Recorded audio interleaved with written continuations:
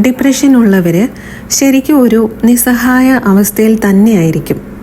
കാരണം നമ്മുടെ ഈ പ്രയാസം ഒരാളോട് പറയുമ്പോൾ അവർ ഡിപ്രഷൻ അനുഭവിച്ചിട്ടില്ലാത്തവരാണെങ്കിൽ അവർക്ക് ഒന്നും മനസ്സിലാവത്തില്ല.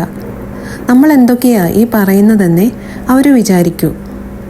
പിന്നെ നമ്മുടെ ഈ പ്രശ്നങ്ങൾ എപ്പോഴും കേൾക്കാനും ആരും ഇരുന്ന് തന്നൊന്നും വരില്ല. വീട്ടുകാർ പിന്നെ നമ്മളോടുള്ള സ്നേഹം കൊണ്ട് മടുപ്പാണെങ്കിലും ചിലപ്പോൾ കേട്ടോണ്ടൊക്കെ ഇരിക്കുമായിരിക്കും. അപ്പോൾ നമ്മളോർക്കും അവർ നമ്മളെ മടുത്തു പോവോ വെറുത്തു പോവോ എപ്പോഴും ഇങ്ങനെ നെഗറ്റീവ്സും പറഞ്ഞുകൊണ്ടിരിക്കുമ്പോൾ എന്നോർത്ത് നമ്മൾ പിന്നെ അവരോടും പറയാതാവും.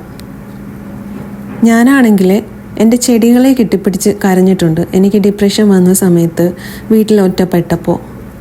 നമുക്ക് നിർബന്ധപൂർവ്വം പല ഫങ്ഷൻസിനും പോകേണ്ടി വന്നേക്കാം. നമ്മൾ കൂടെ ചെന്നില്ലെങ്കിൽ വീട്ടുകാർ അല്ലെങ്കിൽ ഹസ്ബൻഡ് ഒക്കെ നമ്മളെ പതിയെ വെറുക്കുവോ അകലുവോ എന്നൊക്കെ പേടിച്ച് നമ്മൾ ഫേക്കായിട്ട് ഒരുങ്ങി ചമഞ്ഞ് കൂടെ ചെല്ലും. ചിലപ്പോൾ മരണ വീടുകളിൽ വരെ നമുക്ക് പോകേണ്ടി വന്നേക്കാം. ഉള്ളിലൊരു കടലിരമ്പുമ്പോഴും പുറമേ ശാന്തത നടിച്ച് ചിരിച്ച് കളിച്ച് നടക്കും. ഡിപ്രഷനൊക്കെ ശരിക്കും ദൈവം എന്ന ശക്തിയിലാണ് നമ്മൾ കൂടുതലും ആശ്രയിക്കേണ്ടത്. സ്പിരിച്വൽ ഹീലിംഗ് വളരെ പ്രാധാന്യമുള്ളൊരു കാര്യമാണ് ഇതിന്. അതുപോലെ ദിവസവും ചെയ്യേണ്ട കുറച്ച് കാര്യങ്ങളുണ്ട്, ദിനചര്യകൾ. അതിനൊക്കെ ഗൈഡൻസും സപ്പോർട്ടും ആവശ്യമുണ്ടെങ്കിൽ കമൻസിൽ എന്നെ കോൺടാക്റ്റ് ചെയ്യാവുന്നതാണ്.